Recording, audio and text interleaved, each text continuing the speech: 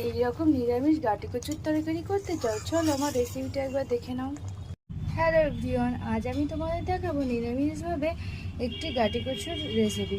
প্রথমে গাটি কচুগুলোকে ভালো করে ধুয়ে নিয়েছি। এদিকে আলু কেটে নিয়েছি, টমেটো কেটে নিয়েছি, এদিকে আদা লঙ্কা বেটে নিয়েছি আর জিরেগুলো নিয়ে নিয়েছি। এবারে আমি এগুলোকে ভালো করে সেদ্ধ করে নেবো। কড়াই আমি জল দিয়ে দিয়েছি। এবারে আলু আর কচুগুলো জলে দিয়ে সেদ্ধ করে নেবো। ঢেকে দিলাম। কচু আলুগুলো সেদ্ধ হয়ে গেছে। কড়াইয়ে আমি তেল দিয়ে দেবো। মশলাটাকে তেল ছেড়ে দিয়েছি। এবার টমেটোটা দিয়ে আমি কচুটাকে ছাড়িয়ে নিয়েছি। এবার কচুটা দিয়ে কচুটা এবার এর মধ্যে দিয়ে দিলাম। আলুটাও দিয়ে দিলাম। এর মতো নুন দিয়ে দিলাম।